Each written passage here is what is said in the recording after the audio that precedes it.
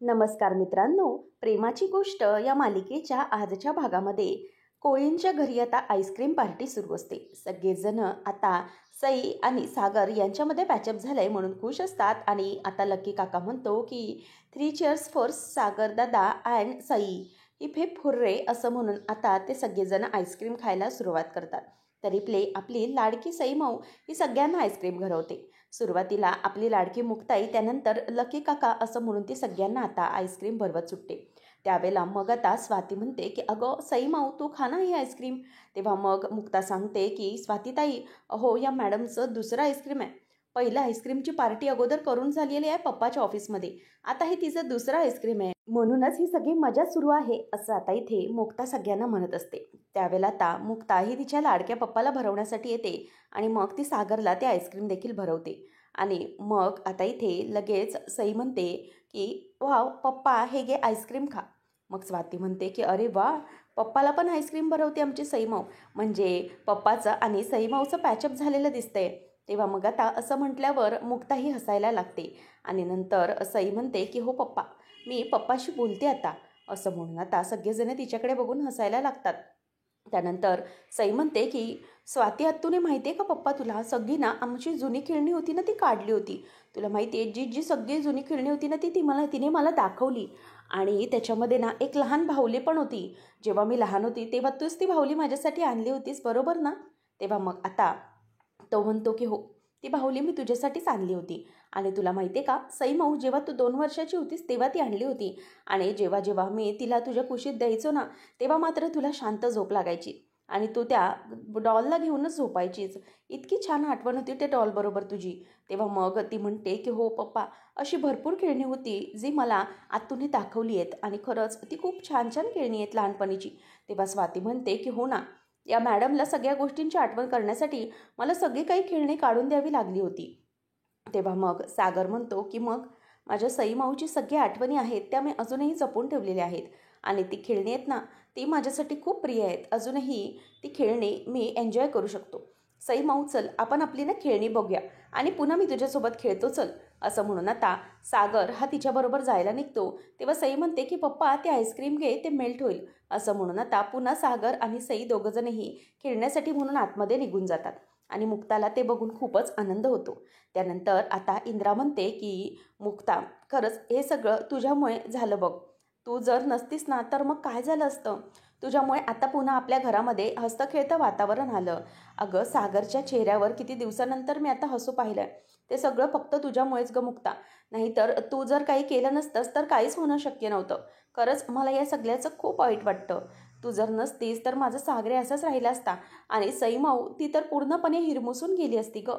आणि असं म्हटल्यावर आता मुक्ता ही तिच्याजवळ येते आणि म्हणते की मम्मी शांत व्हा तुम्ही, प्लीज कुठल्याही प्रकारचा विचार करू नका, सगळं काही व्यवस्थित होईल. आपली सई माऊ फक्त थोडीशी रुसली होती आणि तुम्ही असं का म्हणताय. आपल्या सगळ्या कुटुंबाच्या पाठीशी स्वामींचा आणि आई एकविरीचा आशीर्वाद आहे ना, मग झालं तर कशाला काळजी करायची. सगळं काही व्यवस्थित होणार आहे. कोणी किती प्रयत्न केला तरीही आपले कुटुंब हे वेगळं होणार नाही, कारण आपल्या पाठी देवाचा पूर्णपणे आशीर्वाद आहे. तेव्हा मग इंद्रा देवासमोर हात जोडून म्हणते की खरोखर बोलतेस ग तू आई एकविरे, तूच आमच्या प्रार्थनेला धावून आलीस बघ. आणि मला वाटतंय आत्ता ना सगळं काही व्यवस्थित झालं आहे. आणि बघ उद्या संक्रांत आहे ना, तर उद्याची संक्रांत मी अगदी मस्तपैकी धूमधडाक्यात साजरी करते. उद्या खूप मजा येणार आहे बघ तू.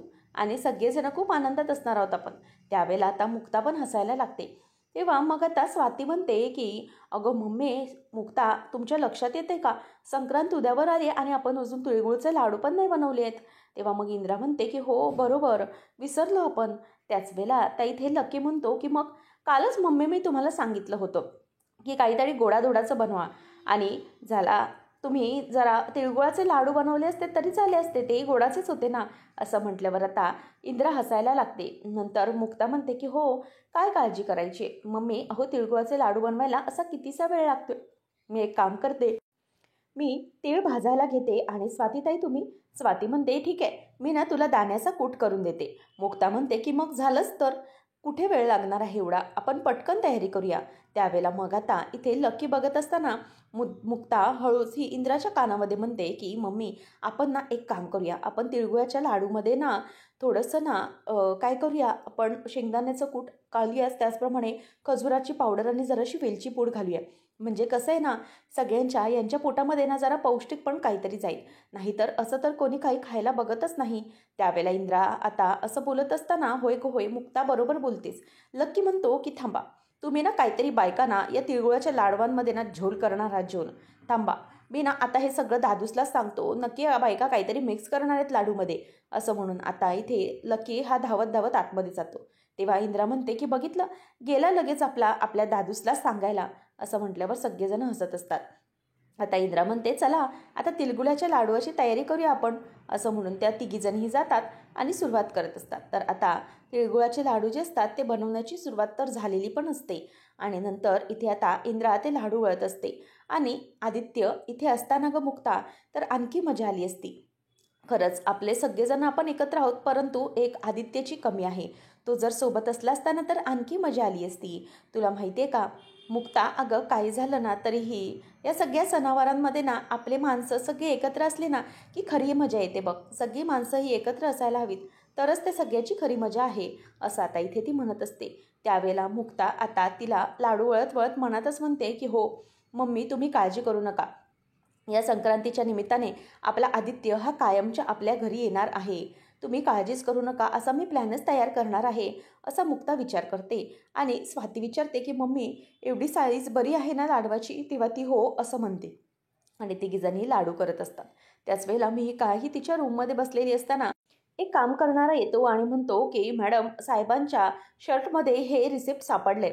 म्हणून आता ती घेते आणि त्यामध्ये हॉटेलचं बिल असतं. ती म्हणते की हॉटेलचं बिल 25,000 रुपये, आणि हे सगळं काय? असं म्हणून ती आता विचार करत असते. त्याच वेळेला ती म्हणते की हॉटेलचं बिल, याचा अर्थ याने सावनीचं हॉटेलचं बिल पे केलं आहे की काय? असं म्हणून आता तिच्या डोक्यामध्ये आता विचार येऊ लागतो. नंतर ती म्हणते की ओके, माझ्या आत्ता लक्षात आलं आहे की हा हर्षवर्धन आता कुठे गेला होता. तो नक्कीच सावनीला मदत करण्यासाठी गेला होता. याचा अर्थ पुन्हा या हर्षने आणि मिहिकाने हातमिळवणी केलेली दिसतीये. असा विचार ती करत असते आणि तिला या गोष्टीची खूप चीड येत असते. तेवढ्यातच आता तिथे फ्रेश होऊन हर्षवर्धन हा येतो. आणि हर्षवर्धन हा आलेला असताना मिहिका त्याला विचारते की मी हे काय बघतेय, तुम्ही या सावनीच्या हॉटेलचं बिल पे केलेलं आहे का? तेव्हा हे ऐकल्यानंतर त्याला तर जबरदस्त मोठा धक्का बसतो. तो पटकन मागे वळून बघतो.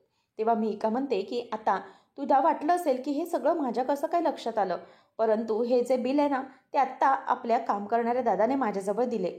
हे बिल याच्यावर तू 25,000 पे केलेस हॉटेलचं बिल. याचा अर्थ तू सावनीला बिल पे केलेस, बरोबर ना? कशाला करताय तुम्ही हे दोघं? नाही म्हणजे माझ्या आत्ता लक्षात येते, तू हे सगळं मुद्दाम माझ्या ताईला त्रास देण्यासाठी करताय ना. मला कळतं हे सगळं तुमचं काय चालू आहे ते, परंतु जरा तरी तुम्हा दोघांना लाज असायला हवी होती. इतकं सगळं घडून गेलंय, इतक्या सगळ्या गोष्टी झाल्या आहेत तरी परंतु तुम्ही दोघं जणांनी परत हातमिळवणी केली आहे. हे काय चाललंय काय तुमचं? जराही तुमच्यामध्ये स्वाभिमान, लाज लज्जा नावाची गोष्ट नाही आहे की ती तुम्ही विकूनच खाल्ली आहे? असं ती त्याला सरळ विचारते. तेव्हा मग हर्षवर्धन म्हणतो की का तुला जेलस फील होत आहे का की मी पुन्हा सावनीकडे गेलो आहे म्हणून? तेव्हा ती म्हणते की जेलस, मला का जेलस फील व्हायचं आहे? तुम्ही जा, काही करू शकता, तुम्ही वाटेल ते करू शकता, परंतु मला एक गोष्ट मात्र कळली की तुम्ही दोघं हे सगळं कशासाठी करताय. म्हणून आता मीही काही म्हणते की एकच मिनिट, आणि ती स्वतःचा मोबाईल आणते आणि म्हणते की तुम्ही त्या गोष्टीसाठी हे सगळं करताय तर.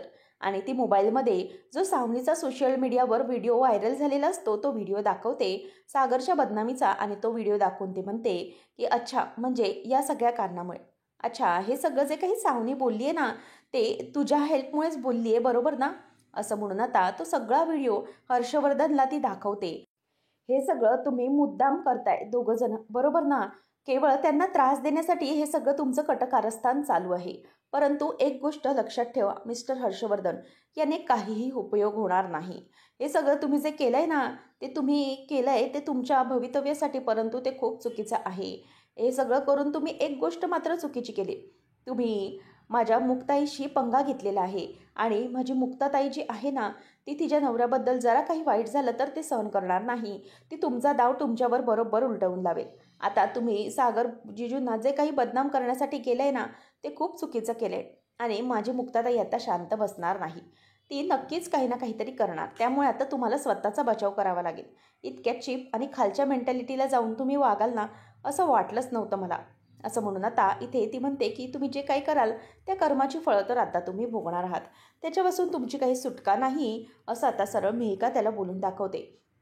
आणि हे जे काही केलं त्यामुळे मुक्ताई आणि जिजू तुम्हाला दोघांना अजिबात सोडणार नाही. एव्हाना ताईच्या लक्षात पण आलं असेल की हे सगळं कोण करतंय. आता बघा तुमचं काय होतं ते. असं म्हणून आता सरळ ती धमकी देते आणि म्हणते की मी तुझी बायको आहे म्हणून तुला सांगते. बायको या नात्याने माझं कर्तव्य म्हणून.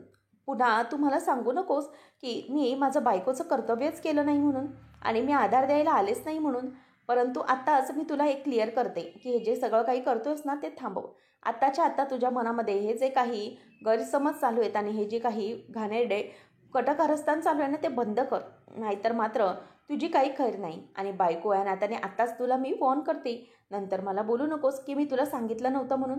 असं म्हणून आता मीही काही तिकडून निघून जाते. त्याच वेळेला आता हर्षवर्धन हा गपचूप तिकडे उभा असतो आणि त्या गोष्टींचा विचार आता त्याच्या डोक्यामध्ये सुरू झालेला असतो.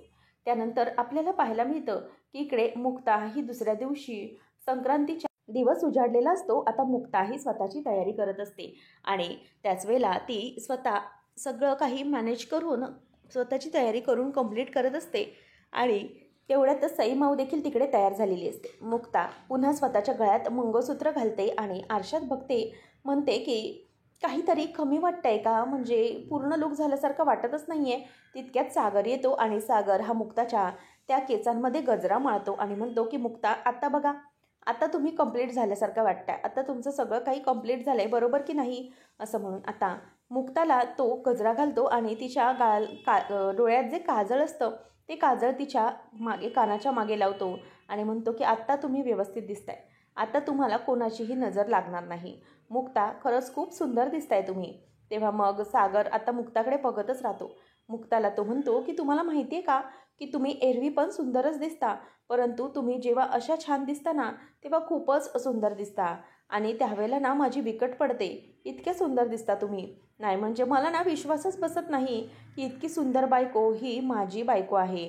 इतकी सुंदर ही माझी बायको आहे असा विश्वासच नाही बसत. अगोदर कुठे होतात मुक्ता तुम्ही? काय इतक्या उशिरा माझ्या आयुष्यामध्ये आलात तुम्ही? खरंच कळत नाही. त्यावेळेला मत आता मुक्ता म्हणते की होते इथेच होते, समोर 101मध्ये होते. परंतु काय त्यावेळेला तुम्हाला माझ्याशी भांडायचं असायचं ना, असायचं तेव्हा माझ्याशी फक्त भांडत आणि भांडण करायचं माझ्याबरोबर. तेव्हा मात्र तुम्हाला सुचलं नाही की मी इथेच तर समोर होते. तेव्हा मग आता सागर हसायला लागतो आणि म्हणतो की हो बरोबर आहे तुमचं खरंच, परंतु ना मुक्ता आज खरंच तुम्ही या काळ्या साडीमध्ये खूपच सुंदर दिसताय. तेव्हा मुक्ता आता हसायला लागते. आणि त्यानंतर मग आता सागर म्हणतो की तुम्ही अशा या हसताना आणि जेव्हा छान अशा तयार होता गजरा म्हणून तेव्हा मात्र माझी खरंच पूर्णपणे विकेट पडलेली असते. काय सांगू मी तुम्हाला किती सुंदर दिसताय तुम्ही. असं म्हणून सागर सारखं मुक्ताची तारीफ करत असतो आणि मुक्ता मात्र इथे आता हसत असते. मुक्ता म्हणते की हो सागर, मला समजलेलं आहे की तुम्हाला मी सुंदर दिसते बरोबर ना. आता तुम्ही मला म्हणताय की मी तुम्हाला तारीफ केली आणि खूप विकेट पाडली आहे ना तुमची. थांबा जरा, तुम्हाला ना मी आता क्लीन बोल्डच करते. तेव्हा मग सागर म्हणतो की मुक्ता नक्की काय करणार आहात. तेव्हा मुक्ता कपाटामधून एक मोठं इन्व्हलप बाहेर काढते आणि ते बाहेर काढल्यानंतर सागर त्याच्याकडे बघतच राहतो. सागर म्हणतो मुक्ता हे सगळं काय आहे, म्हणजे हे कसलं इन्व्हलप आणलंय तुम्ही. तेव्हा मुक्ता आता त्याला म्हणते की हे जे सगळं इन्व्हलप आहे ना ते आपण सावनीच्या विरोधात तयार करायचं आहे. तुम्हाला सावनीने जे काही सांगितलं होतं ना, म्हणजेच अबॉर्शन करायचे पेपर्स जे तिने तयार केलेले आहेत खोटे त्या पेपर्सबद्दल आता एक खूप मोठा खुलासा आपल्याला करायचा आहे. असं म्हणून आता मुक्ता ही सागरला जो काही प्लॅन त्यांचा ठरलेला आहे तो सगळा सांगायला सुरुवात करते आणि सागर आता तो सगळा प्लॅन ऐकतोय. सागर म्हणतो की मुक्ता रिअली हे सगळं आपण करायचं आहे, तुम्ही असं सगळं ठरवलंय करण्यासाठी. तेव्हा मुक्ता म्हणते की हो सागर, मी हे सगळं करण्यासाठीच ठरवलंय. तेव्हा मग आता सागर म्हणतो की मुक्ता खरंच तुम्हाला बघून वाटत नाही की तुम्ही असे प्लॅनिंग करू शकताय. तुम्हाला मी सांगितलं होतं ना मागे एकदा की तुम्ही जर डॉक्टर नसतात ना तर नक्कीच तुम्ही डिटेक्टिव्ह असतात. आणि काय तुम्ही किती कमाल डोकं चालवताय मुक्ता. अहो मला सांगा, तुमच्या पेशंटला माहिती आहे का की तुमच्या डोक्यामध्ये असे भन्नाट कल्पना येतात त्या.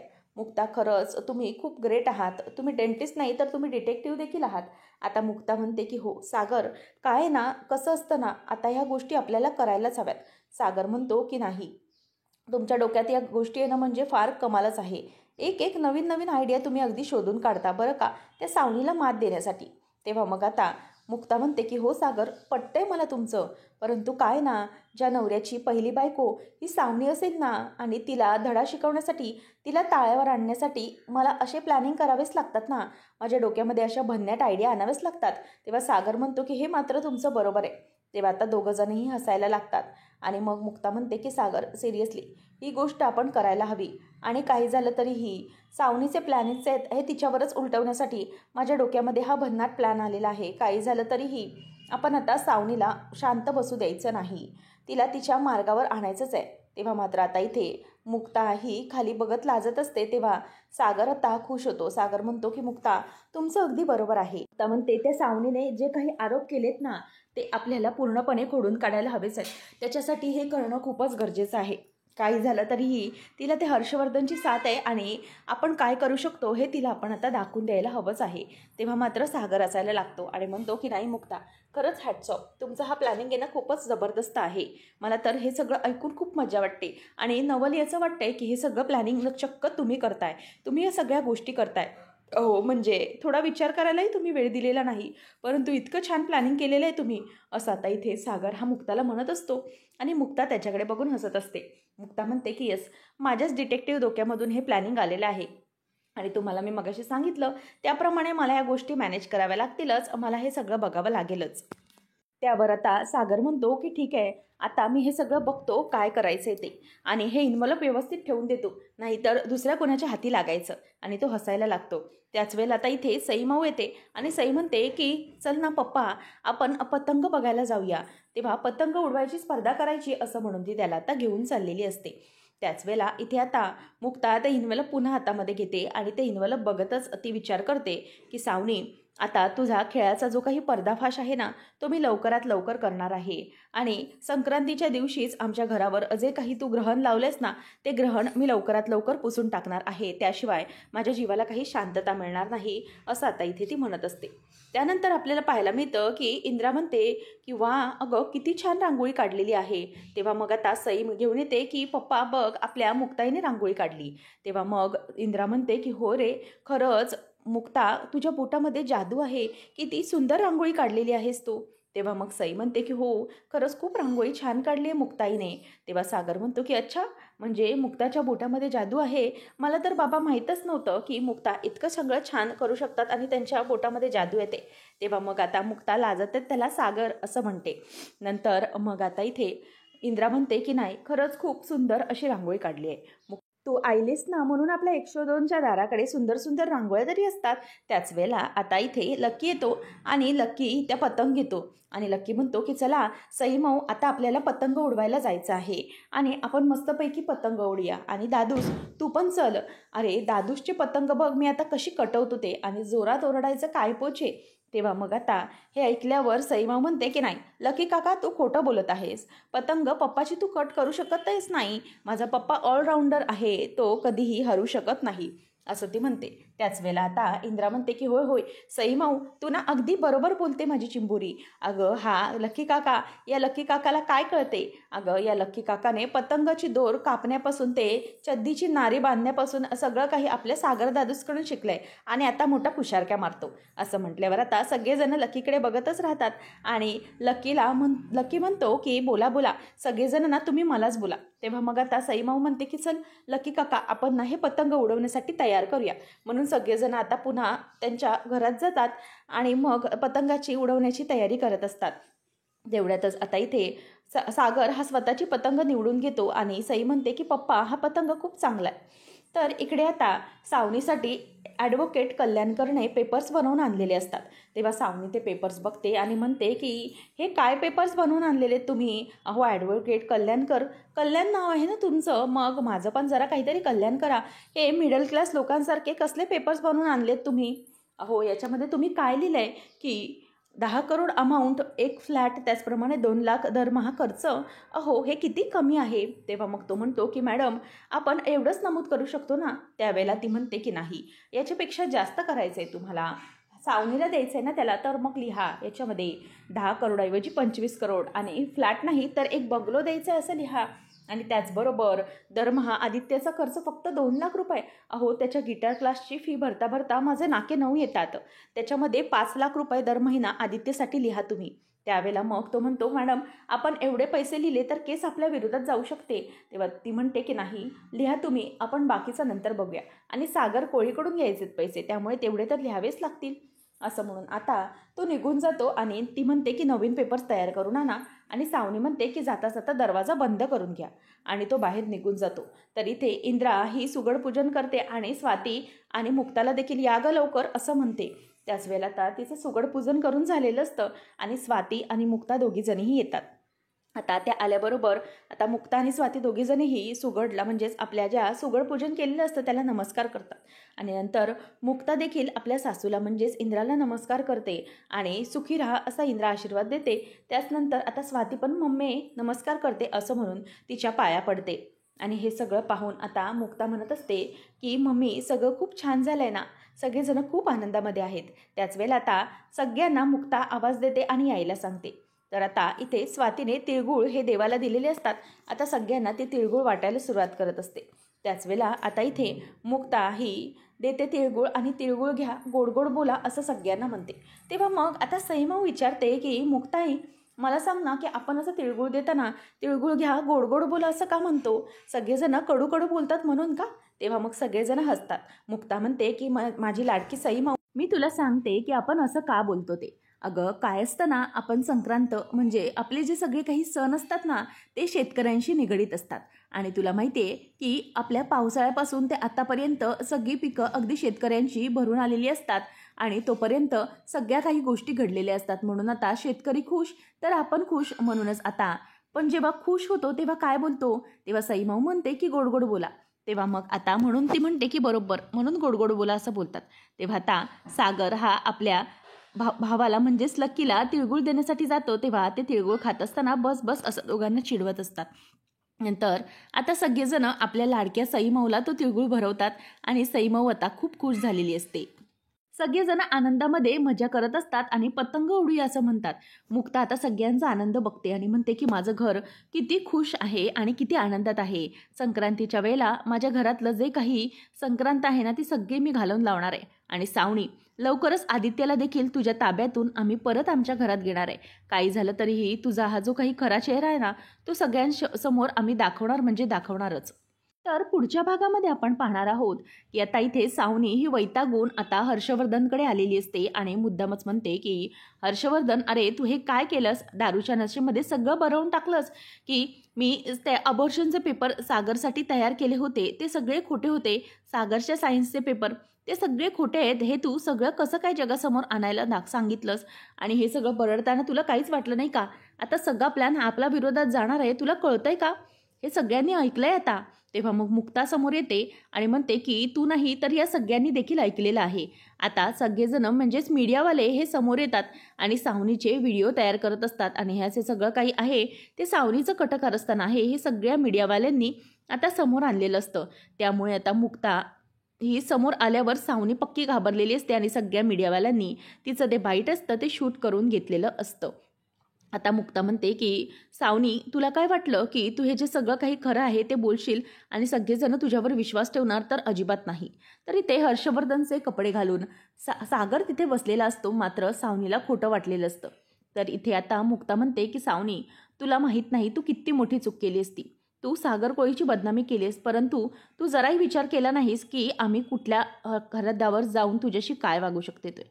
आता तू सईची कस्टडी तर सोडूनच दे, आदित्यची कस्टडी पण तुझ्याकडून परत हिरावून घेणार मी. आता या सगळ्याचा उपयोग करून हीच क्लिप आम्ही कोर्टात दाखवू आणि त्यानंतर आम्ही आदित्यची पण कस्टडी घेऊ. तेव्हा मात्र सई नको ठीक आहे, परंतु आदित्य माझ्यापासून हिरावून घेऊ नका, माझ्या आधीला माझ्यापासून हिरावून घेऊ नका असं म्हणून आता ती रडत असते. त्याच वेळेला आता मुक्ता ही तिच्याकडे बघत असते, ती म्हणते मी तुमचे पाय धरते, माझ्या आधीला मला द्या. तेव्हा मग आता इथे मुक्ता म्हणते की काय मला ना लाज किंवा तुझ्याबद्दल दया, माया, प्रेम काहीच वाटत नाही गं. काहीच नाही भावना राहिल्या तुझ्याबद्दल आणि तुझ्याकडे बघून भावना शून्य व्हायला होतं. त्यामुळे आता मला काहीही तुझं ऐकून घ्यायचं नाही. कोर्टात भेटू. सरळ आता मुक्ता तिला असं बोलून दाखवते. त्याच वेळेला आता इथे हे ऐकल्यानंतर सावनीला फार मोठा धक्का बसलेला असतो. मुक्ता तिचं काही ऐकायला तयार नसते, त्यामुळे सावनी पूर्णपणे हादरलेली असते. आता मुक्ता नेमकं पुढे काय काय करणार, कशाप्रकारे आपल्या आदित्यची कस्टडी मिळवणार हे पाहणं रंजकतेचं ठरणार आहे. अशाच मालिकांचे अपडेट्स जाणून घेण्यासाठी आजच आपल्या चॅनलला सबस्क्राईब नक्कीच करा. धन्यवाद.